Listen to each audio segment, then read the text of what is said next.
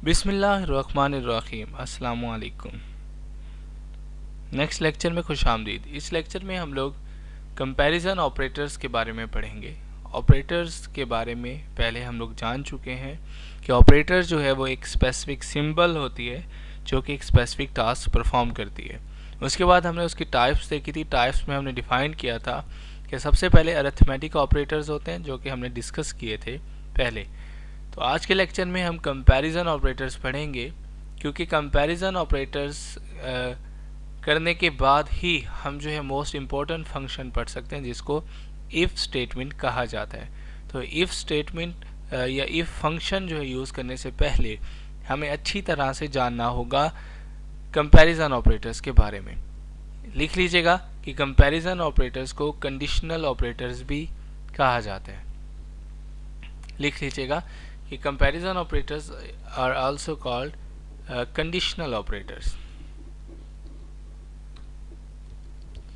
Conditional and operators, right. Conditional operators भी कहा जाता है। कंपैरिजन ऑपरेटर्स यूज़ किस लिए किए जाते हैं? देखिए, कंपैरिजन जो वर्ड निकाला गया है वो कंपेयर से निकाला गया, मुआवजा करना। तो कंपैरिजन ऑपरेटर्स के ज़रिए से आप एक वैल्यू को दूसरी वैल्यू से कंपेयर कर सकते हैं। लाइक आप डेफिनेशन लिख लेंगे कंपैरिजन ऑपरेटर्स की कि comparison operators are used to compare two values, कि दो वैल्यूज़ को कंपेयर करने के लिए ये ऑपरेटर यूज़ किया जाता है। It produce result as a true और फॉल्स। याद रखिएगा कि न्यूमेरिकल जो आपने अरिथमेटिक ऑपरेटर्स पढ़े थे उसमें जो जवाब आ रहा था वो आपका किस में आ रहा था? वो आपका न्यूमेरिकल वैल्यूज़ में आ रहा था, जबकि कंपैरिजन ऑपरेटर्स के बाद जो आपका जवाब आएगा वो किस में आएगा? वो ट्रू में आएगा या फॉल्स में आएगा। मीन्स के टेक्स्ट में आपको ये जवाब रिटर्न करता है। उसके बाद you can compare two values with the following operators. आप जो है फॉलोइंग ऑपरेटर्स के ज़रिए से दो वैल्यूज़ को कंपेयर कर सकते हैं। When using these operators compares two values, the result is a logical value either true or false। जैसे कि आपको बताया गया कि इसमें मुआवजा करने के बाद, कंपेयर करने के बाद जो जवाब होगा वो ट्रू आएगा या फिर फॉल्स आएगा, कोई न्यूमेरिकल वैल्यू नहीं होगी, राइट। तो कंपैरिजन ऑपरेटर जो है, सबसे पहले जो ऑपरेटर है वो आपके पास है is equal to sign. Is equal to sign जो है वो इक्वलिटी चेक करने के लिए यूज़ होता है। लाइक ये देखिएगा कि A1 is equal to B1, right. Same इस तरह दूसरे नंबर पे जो आपके पास है इसको पढ़ते हैं greater than sign. Greater than sign जो है किस लिए होता है? चेक करने के लिए आया कि ये नंबर बड़ा है दूसरे नंबर से। उसके बाद लेस देन है आपके पास। लेस देन जो है चेक करता है कि नंबर आया कि छोटा है या आपके पास जो है वो लेस देन है। उसके बाद जो नेक्स्ट सिंबल है आपके पास वो है ग्रेटर देन और इक्वल टू। याद रखिएगा, ग्रेटर देन और इक्वल टू। और का मतलब होता है या। इसका मतलब है कि अगर आप जो है कंपेयर कर रहे हैं एक वैल्यू को दूसरी वैल्यू के साथ और इसमें से एक कंडीशन भी सही हो जाती है तो आपका जवाब सही होगा। लाइक आपने कहा कि फॉर एग्जांपल में हम जो है रिजल्ट देख लेते हैं। जो है चलें हम जो है एक्सेल में ही कर लेते हैं। फॉर एग्जांपल सबसे पहला जो ऑपरेटर था इज इक्वल टू। आपने कहा कि 5 जो है इज इक्वल टू है 2 के, राइट। ये आपने लिखा कि 5 बराबर है 2 के। आप मुझे बताइएगा कि क्या 5 2 के बराबर होता है? नहीं होता। इसलिए इसका जवाब क्या आएगा आपके पास? फॉल्स आएगा। एंटर करेंगे, देखिएगा जवाब आपका लॉजिकल वैल्यू में आया, फॉल्स में आया, कोई न्यूमेरिकल वैल्यू नहीं आई आपके पास जवाब में। इसी तरह से अगर आप जो है दूसरा ऑपरेटर यूज़ करना चाहते हैं, आपने कहा 5 जो है वो लेस देन है किससे? आप जो कहते हैं 10 से, राइट। कि उर्दू में इसको पढ़ लें तो आपका जवाब क्लियर हो जाएगा कि 5 जो है वो छोटा है 10 से। अब मुझे बताइएगा कि अब 5 10 से छोटा होता है या नहीं होता? डेफिनेटली होता है। तो इसका जवाब क्या आएगा? ट्रू आएगा, राइट। अब मेरे ख्याल से आपको थोड़ी सी बात समझ में आ गई होगी, राइट। नेक्स्ट जो आपके पास ऑपरेटर है वो आपने देखो कि मैं इज इक्वल टू साइन ज़रूर लगा रहा हूँ पहले। इसका मतलब है कि कैलकुलेशन अप्लाई करना चाह रहे हैं, फार्मूला यूज़ करने जा रहे हैं, फंक्शन यूज़ करने जा रहे हैं, इसलिए ये इज इक्वल टू का साइन लगाया जा रहा है। अब आपने कहा कि जो है 5 जो है क्या बड़ा है 3 से? क्या 5 जो है ग्रेटर देन है 3 से? नॉट। 5 जो है वो 3 से बड़ा होता है तो जवाब फॉल्स आएगा, ट्रू आएगा, राइट, क्योंकि ग्रेटर देन हमने साइन लगाया था कि 5 इज ग्रेटर देन 3, तो 5 जो है वो 3 से बड़ा होता है। नेक्स्ट जो हम लोग यूज़ कर रहे हैं वो है इज इक्वल टू, और वो आपके पास 10 और ग्रेटर देन इक्वल टू 4। इसका जवाब आप मुझे बताएंगे कि इसका जवाब क्या आएगा। उर्दू में मैं इसको पढ़ता हूँ, फिर आप मुझे जवाब बताएंगे कि क्या 10 बड़ा है या बराबर है 4 के। तो आपका जवाब क्या होगा कि आपका जवाब होगा कि सर 10 जो है वो बड़ा है, राइट। तो इससे ये प्रूव हुआ कि इनमें से अगर एक कंडीशन भी सही हो जाए तो आपका जवाब सही होगा। लाइक इसमें लिखा हुआ 10 बड़ा है और बराबर है, और का मतलब है या, जब या आ जाए दरमियान में तो उसका मतलब है एक का सही होना। लाइक अगर आपसे कह दिया जाए कि जो है आप खाना खाएंगे या आपका भाई खाना खाएगा, तो उसमें से एक ही को खाना पड़ेगा, दोनों नहीं खा सकते, राइट। तो सेम इसी तरह से अगर इसमें से एक कंडीशन भी सही होगी आपका जवाब सही होगा। ये देखिएगा अब इसका जवाब आपके सामने ट्रू, क्योंकि एक कंडीशन आपकी सही थी, राइट। सेम इसी तरह से नेक्स्ट आप चलते हैं, उसमें आप लोग लिखते हैं कि जो है 12 इज जो है लेस देन और इक्वल टू 12, राइट। अब मुझे आप बताइएगा क्या इसमें कौन सी कंडीशन ठीक है कि 12 जो है वो छोटा है या बराबर है 12 के। तो क्या कहेंगे आप सर कि ये 12 के बराबर है, तो एक कंडीशन सही हुई, जवाब क्या आएगा ट्रू आएगा। नेक्स्ट जो आपके पास ऑपरेटर है वो नॉट इक्वल टू, तो आप क्या करेंगे कि 2 जो है वो नॉट इक्वल टू किसके 2 के। अब इसका जवाब मुझे बताएं क्या आएगा। इसका जवाब आएगा, उर्दू में पढ़ देता हूँ फिर आपको जवाब थोड़ा सा समझ आ जाएगा, आप बता भी देंगे कि 2 बराबर नहीं है 2 के, तो ये गलत है, क्योंकि 2 के हमेशा बराबर ही होता है। लाइक मैंने आपको 2 रुपये दिए, आपने मुझे वापस 2 रुपये दे दिए, तो वो हिसाब बराबर हो गया, नो चार्जेस, किसी के ऊपर कोई चार्जेस नहीं होंगे। एंटर करेंगे आपका जवाब आ जाएगा फॉल्स, क्योंकि ये गलत था, राइट। तो ये आपके पास क्या थे ऑपरेटर्स थे। आप इन ऑपरेटर्स को नोट कर सकते हैं, इनके स्टेटमेंट्स को नोट कर सकते हैं और उनके रिजल्ट को नोट कर सकते हैं कंपैरिजन ऑपरेटर्स के, राइट। कंपैरिजन ऑपरेटर्स को जानना इतना ही ज़रूरी था जिस तरह के आप जो है इफ स्टेटमेंट में कंडीशंस अप्लाई करेंगे। इफ स्टेटमेंट किस लिए इस्तेमाल की जाती है? एक्चुअली इफ स्टेटमेंट जो है ये एक फंक्शन है, इसको आप लोग इफ फंक्शन भी कहते हैं। जैसा कि आप जानते हैं कि इफ का मतलब उर्दू में अगर का मतलब होता है कि अगर। आप एक चीज़ जहन में लेकर आए कि आप जो है अगर से कोई भी सेंटेंस बनाएं। जब आप अगर से कोई भी सेंटेंस बनाएंगे तो क्या होगा कि आप अगर के बाद फ़ौरन जो है एक कंडीशन ज़रूर लगाएंगे। फॉर एग्ज़ाम्पल आप एक सेंटेंस बनाते हैं कि अगर मैं आज कॉलेज लेट आता तो मेरा लेक्चर मिस हो जाता। अब ये क्या है, आपके पास एक सेंटेंस था जो आपने अगर के साथ इस्तेमाल किया, तो अगर के फ़ौरन बाद जो है आपने कंडीशन लगाई कि अगर मैं कॉलेज आता।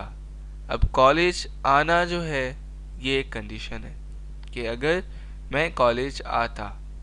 अगर आप कॉलेज आ गए तो उसके बाद आपने क्या कहा कि जो है मैं लेक्चर ले पाता, राइट। अब देखिएगा कंडीशन, जैसे ही आपने कंडीशन लगाई कि अगर मैं कॉलेज आता तो मैं लेक्चर ले पाता, या आप कहते कि अगर मैं कॉलेज ना आता। अगर आप कॉलेज ना आते तो क्या होता, आपका लेक्चर मिस हो जाता। अदरवाइज अगर आप आ जाते तो लेक्चर मिल जाता। तो इसका मतलब है कि आप इस सेंटेंस से 2 जवाब आपको मिल रहे हैं। एक जवाब कंडीशन के सही होने पर मिल रहा है, एक जवाब कंडीशन के गलत होने पर मिल रहा है। पहला जो जवाब है वो आप देते हैं कंडीशन के सही होने पर, जैसे कि अगर मैं कॉलेज ना आता। अगर आप कॉलेज नहीं आए तो फ़ौरन आपने कहा कि लेक्चर मिस हो जाता। इसका मतलब है कि आपकी पहली कंडीशन अगर सही होती, ना आते तो लेक्चर मिस हो जाता, ये आपने उसके बाद फ़ौरन कहा। उसके बाद आप क्या कहा कि अगर आप आ गए तो आपको लेक्चर मिल गया, राइट। तो इस तरह से आपके पास जो है इफ स्टेटमेंट का थोड़ा सा कंसेप्ट है। अब हम इसकी थोड़ी सी डेफिनेशन की तरफ आकर मज़ीद आपको समझा देंगे। इधर थोड़ा सा आपको तवज्जो से सुनना होगा।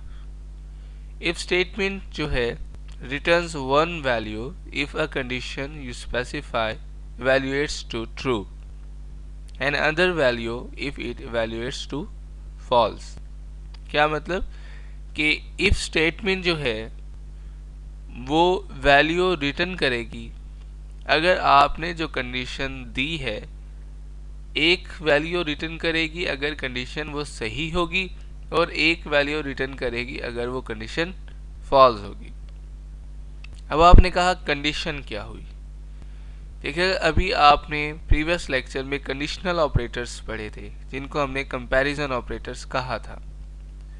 तो कंपैरिजन ऑपरेटर्स या कंडीशनल ऑपरेटर्स जो है वो इस्तेमाल किए जाते हैं कंडीशंस बनाने के लिए या कंपेयर करने के लिए। जैसे कि आपने कहा था कि 5 इज़ ग्रेटर देन 2, ये आपकी क्या थी, कंडीशन थी कि 5 जो है वो बड़ा है 2 से, राइट और रॉन्ग। तो कंप्यूटर ने आपको क्या कहा था, इज इट राइट। क्यों? क्योंकि 5 जो है always is greater then 2, right. तो अब थोड़ा सा आपके जहन में इसका कंसेप्ट आ रहा होगा। अब एक्सेल में आप किस तरह से इसको यूज करेंगे, तो इसका सिंटैक्स जो है आप नोट कर लीजिएगा।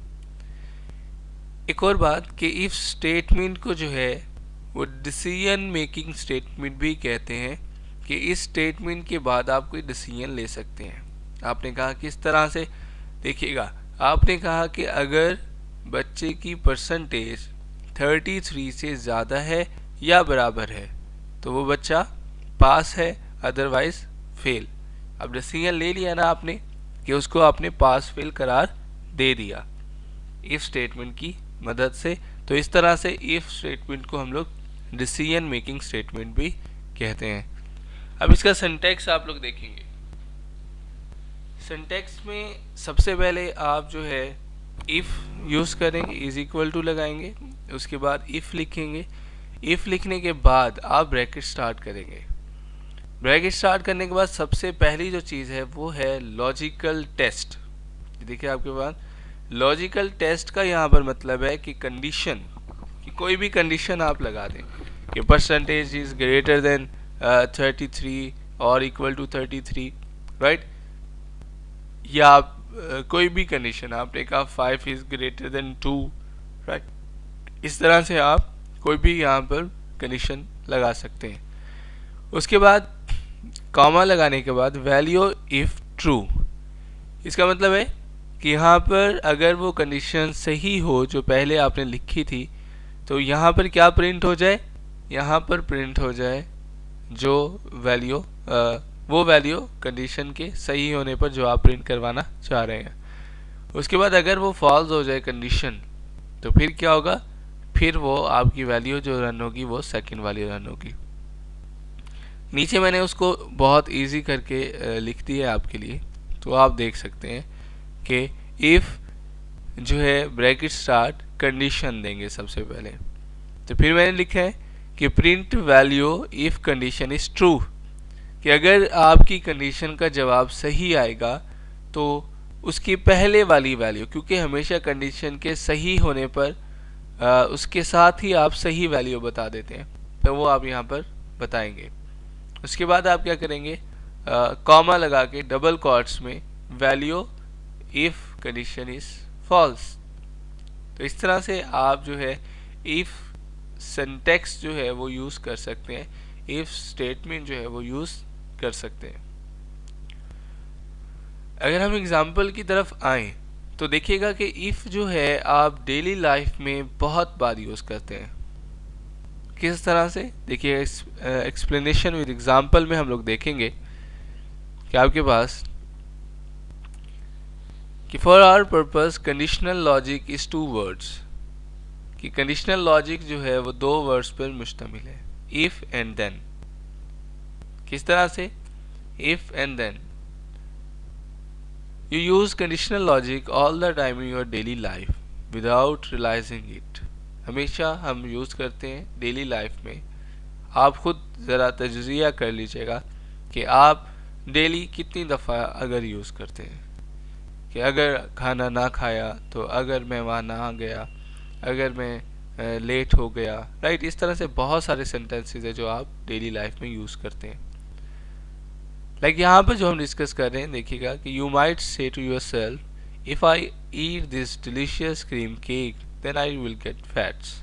कि अगर मैं ये केक खा लूँगा फिर क्या होगा, मैं मोटा हो जाऊँगा, then I will get fats. If के बाद देन आपने क्या उसका रिजल्ट बताया। You are using conditional logic to make a decision. अब आपने एक कंडीशनल लॉजिक यूज़ किया।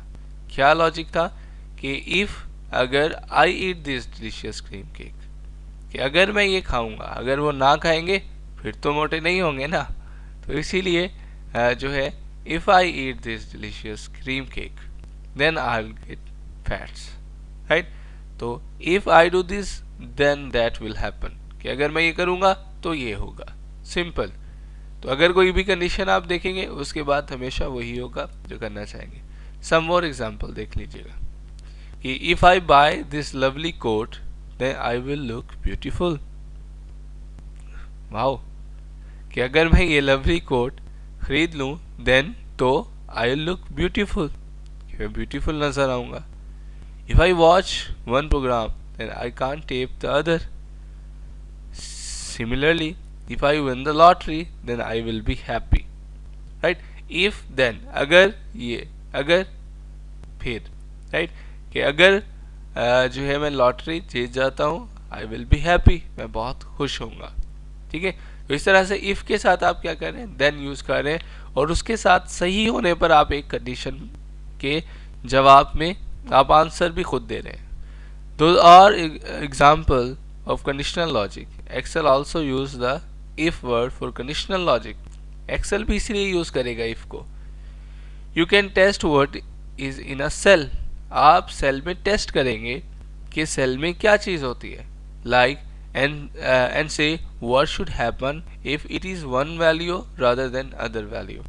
अब देखिएगा सिंपल एग्जांपल हम लोग देखने लगे हैं। For example suppose cell A1 आपके पास है, has the number 6 in it, उसके अंदर आपने 6 लिख दिया।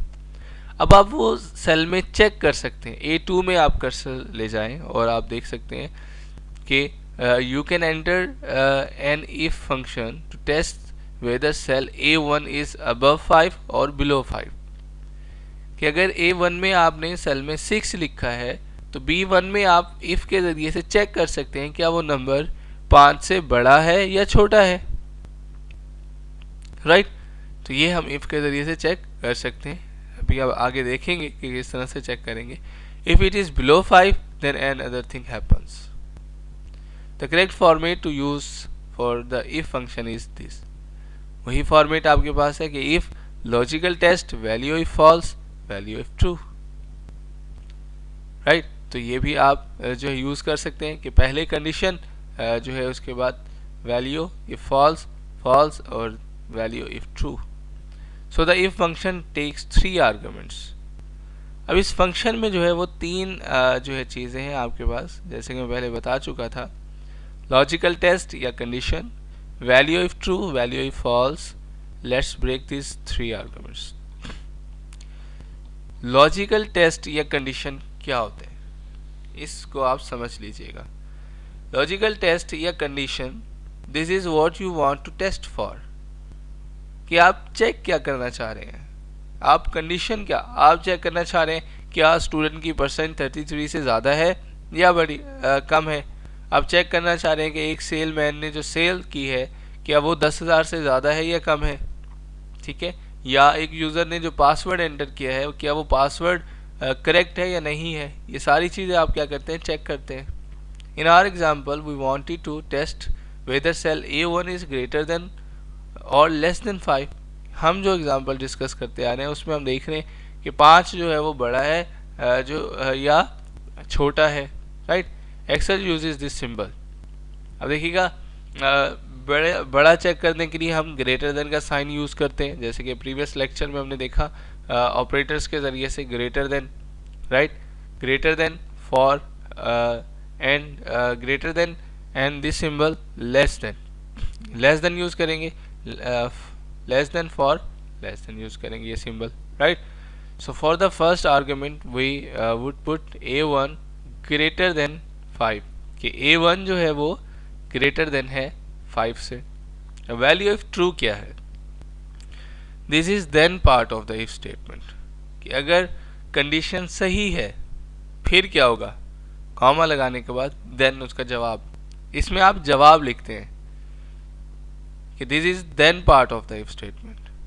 XOR needs to know what you want to happen if your condition is met. अगर कंडीशन सही हो जाए फिर क्या हो, वही तो आपने बताना इस फंक्शन में. You can put in next surround by quotes में आप लिखेंगे और another formula. Value if false, ये आप क्या करेंगे, you also need to say what should happen if your condition is not met, क्योंकि आपने बताना होता है कि अगर आपकी कंडीशन सही हो गई है तो फिर क्या है, क्या प्रिंट हो, अगर गलत हो गई है फिर क्या प्रिंट हो. तो इसको क्लियरिफाई करते हैं जो है कि किस तरह से. लाइक फॉर एग्जांपल आप A1 सेल में जो है नंबर 6 एंटर करेंगे, उसके बाद एंटर करेंगे, उसके बाद जो है प्रेस रिटर्न की on your keyboard. Width of the B column of your spreadsheet, उसको हम थोड़ा सा बड़ा कर लेंगे. लाइक आप ये देख सकते हैं, click inside the cell B1. अब फार्मूला आपने क्या लिखना है, ये देखिएगा, फार्मूला जो है आपने ये लिखना है, जो आप देख सकते हैं पूरा फार्मूला है ये फंक्शन का, कि is equal to if a1 greater than 5, कि अगर a1 जो है वो 5 से ग्रेटर हो, बड़ा हो, अगर ये कंडीशन सही हो जाए फिर क्या प्रिंट हो, greater than 5, right, true value, comma अगर ये कंडीशन ना मिले कि बड़ा ना हो फिर क्या हो, less than 5. Let's see practical. देखिएगा इसमें हम लोग देखते हैं, इसमें सबसे पहले ये आपके पास A1 है, इसमें आप लिख लें प्रैक्टिकली 6. अब आप B1 में आ जाएं, यहाँ पर आपने फंक्शन लिखना है, इज इक्वल टू इफ लिखा, ब्रैकेट स्टार्ट. अब देखिए जैसे ही आपने ब्रैकेट स्टार्ट की वो आपको लॉजिकल टेस्ट और value of true, value of false बता रहे हैं, नीचे सिंटैक्स दे रहे हैं, इसमें आप सही यूज़ कर रहे हैं. कंडीशन आप क्या यूज़ करेंगे, उस सेल का एड्रेस देंगे एक्चुअली जिसमें वो आपकी कंडीशन है, ताकि वो अगर वो वैल्यू चेंज हो तो आपका फंक्शन भी अपडेट हो जाए. तो हमेशा क्या करेंगे, उस सेल का सेल एड्रेस यूज़ करेंगे. यहाँ तक ग्रेटर देन 5, कि अगर A6 में जो वैल्यू है वो ग्रेटर देन 5 है तो क्या प्रिंट होना चाहिए. इस कंडीशन के सही होने पर आप देखिएगा जैसे ही कॉमा लगाया आपके जो टूल टिप में है वैल्यू इफ ट्रू ये हाईलाइट हो गया. याद रखिएगा जब भी कोई आप प्रिंट करवाने जा रहे हैं फिर आप डबल क्वाट्स में प्रिंट करवाएंगे. टेक्स्ट कोई भी प्रिंट करवाया जाता है डबल क्वाट्स में लिखा जाता है. लाइक तो आप क्या लिखेंगे कि अगर जो है A1 ग्रेटर देन है 5 से बड़ा है, फिर आप यहाँ क्या करेंगे, आप लिखेंगे कि ग्रेटर देन 5, डबल क्वाट्स और कॉमा क्लोज. जैसे ही आपने कॉमा लगाया तो आप इसमें सिंटैक्स नीचे जो टूल टिप है उसमें देख सकते हैं कि वो हाईलाइट उसने कर दिया वैल्यू इफ फॉल्स. अब वो आपको बता रहा है कि अगर वैल्यू कंडीशन गलत हो फिर क्या प्रिंट करवाऊं. फिर आप क्या लिखेंगे, फिर आप लिखेंगे कि less than 5, double quotes close और ब्रैकेट क्लोज. ये था आपका जो है सिंटैक्स. अब देखिएगा एंटर आप करेंगे तो एंटर करने के बाद देखिएगा उसने आपको बता दिया कि ग्रेटर देन 5, क्योंकि फर्स्ट कंडीशन. अब आप फार्मूला देखना चाहते हैं, डबल क्लिक करेंगे. अभी देखिएगा जैसे ही उसने चेक किया, अब इसको थोड़ा सा एवेल्युएट कर लेते हैं. अब उसने चेक किया अगर A1 ग्रेटर देन हो 5 से बड़ा हो तो क्या प्रिंट करवाए, ग्रेटर देन 5 फर्स्ट. तो उसने जब चेक किया तो उसमें था 6. अब 6 को उसने कंपेयर किया, क्या 6 जो है वो ग्रेटर देन है 5 से, yes of course 6 is greater than 5, तो कंडीशन सही है. तो भाई फिर क्या हुआ, फिर वो वैल्यू ट्रू वैल्यू प्रिंट करवाएगा. उसने प्रिंट करवा दिया ग्रेटर देन 5। अगर यहाँ पर गलत होता, अब देखिएगा मैं यहाँ पर वैल्यू चेंज करता हूँ, मैं यहाँ पर 4 कर देता हूँ। अब ये देखिएगा एंटर करूँगा लेस देन 5, क्योंकि अब ये कंडीशन आपकी मेट नहीं कर रही।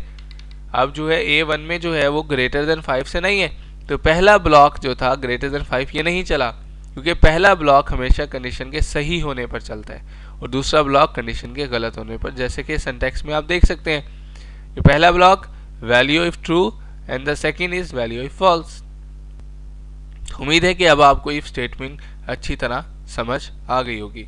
नेक्स्ट एक और इसी के साथ कर लेते हैं, ताकि आपका जो है कंसेप्ट जो है वो क्लियर होता जाए। लाइक यहाँ पर हम लिख लेते हैं एक स्टूडेंट की परसेंटेज है, यहाँ हम जो है उसका रिजल्ट लिख लेते हैं, पास फेल मालूम कर लेते हैं, राइट। अब यहाँ पर उसकी कोई भी परसेंटेज वो पुट करेगा, यहाँ पर हम लगाएंगे is equal to if percentage का सेल एड्रेस देंगे, उस सेल का आप कहते हैं ग्रेटर देन और equal to 33 comma double quotes में आप पास कॉमा और डबल क्वार्ट्स में फेल, क्योंकि प्रिंट करवाना चाह रहे हैं ना, तो ये ब्रैकेट बंद, एंटर करेंगे। अब फेल उसने इसलिए दिखाया क्योंकि यहाँ पर कोई वैल्यू नहीं है। अब यहाँ पर आप जो है 33 से अबव लिखें, लाइक 67, देखिएगा आपके पास पास, राइट। उसके बाद अगर आप 23 लिखेंगे फेल।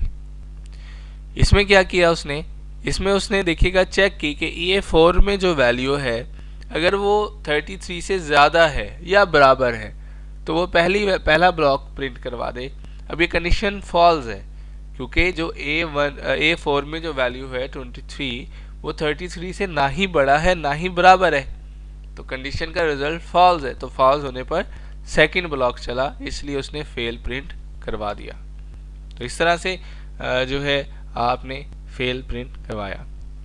दूसरा, आप जो है फॉर एग्जांपल आपने जो है अपने एक दोस्त को जो है पासवर्ड जो है वो दिया और उसके बाद उसका नेम आपने कहा कि भाई आपका जो पासवर्ड है ये, आप वो पासवर्ड आकर एंटर कीजिएगा, आपका नाम हो जाएगा, ठीक है।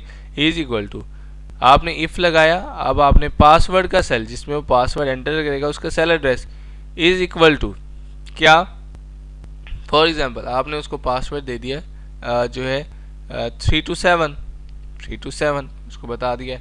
अब कॉमा, अब अगर वो सही करे, सिर्फ इज इक्वल टू चेक कर रहे हैं हम, उसके बाद आप उसका नाम जो है वो आप प्रिंट करवा दें, लाइक हमाद, उसके बाद कॉमा, उसके बाद आप जो है अगर गलत करे तो आप कह देंगे कि जो है वो wrong password, bracket close, right. अब ये रॉन्ग पासवर्ड क्योंकि एंटर नहीं किया। जैसे वो 3 to 7 एंटर करेगा, ये देखेगा हमाद, नाम उसका आ गया है, it's mean password is correct.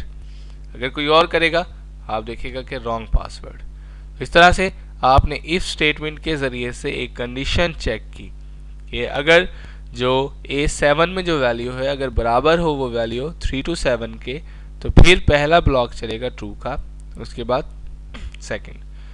ये तो था आपने टेक्स्ट प्रिंट करवाने का काम किया। आप इसके ज़रिए से कैलकुलेशन भी कर सकते हैं, लाइक फॉर एग्जांपल आपने यहाँ पर लिखा 12, आप कैलकुलेशन करना चाहते हैं कि इफ जो है A9 में जो वैल्यू है वो क्या है, ग्रेटर देन है 10 से, राइट, कॉमा। तो आपने क्या कहा, आपने कहा कि 10 में जो है वो प्लस कर दे 2, अदरवाइज जो है वो 10 से माइनस कर दे 2। जी, इसकी कोई समझ आई आपको? इसका मतलब है कि A9 में जो वैल्यू है, अब यहाँ देखेंगे यहाँ मैंने कॉट्स नहीं लगाए, ना ही ट्रू ब्लॉक में ना ही फॉल्स ब्लॉक में। क्यों? क्योंकि न्यूमेरिकल कैलकुलेशन करने के लिए आपको कॉट्स लगाने की ज़रूरत नहीं है।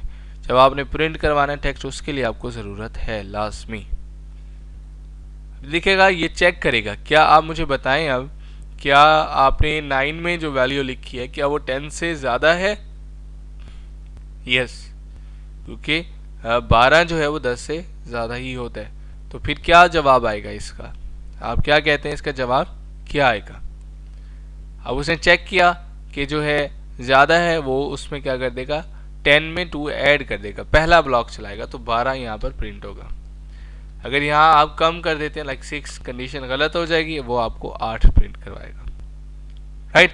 तो इस तरह से मोर डिटेल में जो है ना हमने वो इफ़ स्टेटमेंट को देखा कि इफ़ स्टेटमेंट जो है वो किस तरह से काम करेगी। उम्मीद है कि आपको कम्प्लीटली तौर पर समझ आ गया होगा। अल्लाह हाफ़िज़।